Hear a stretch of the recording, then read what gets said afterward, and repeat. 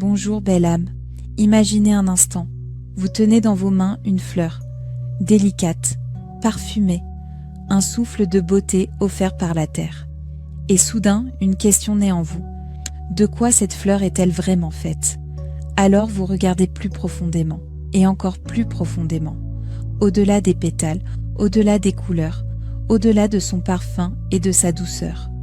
Vous entrez dans la cellule, dans la molécule, dans l'atome, et là, un basculement.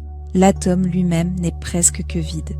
De l'espace, de l'énergie qui orbite autour d'une autre énergie. Des particules, faites de particules encore plus petites. Et si vous allez encore plus loin, vous ne trouvez pas de structure. Vous trouvez une vibration, un filament d'énergie pure, une corde. Et comme la corde d'un violon, lorsqu'elle vibre, elle chante. Pas un son, mais une fréquence. Une note que seule l'âme peut ressentir.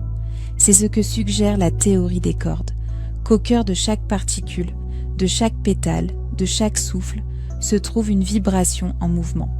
Un photon est une vibration. La couleur d'un pétale, une autre, la douceur d'un parfum, encore une autre vibration en action.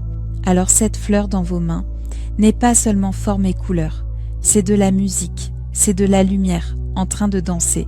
Et si la fleur est cela, alors vous aussi vous l'êtes. Vous n'êtes pas fait de matière, vous êtes fait de résonance, un chant de l'âme en floraison. Vous n'êtes pas simplement un corps sur terre, vous êtes une mélodie en mouvement, le divin, vibrant dans une forme. Et cela signifie que vous n'êtes jamais figé, jamais brisé. Vous êtes une fréquence prête à se transformer. Ceci est Elaria. Une voix pour vous rappeler, vous n'êtes pas une forme figée, vous êtes un son sacré.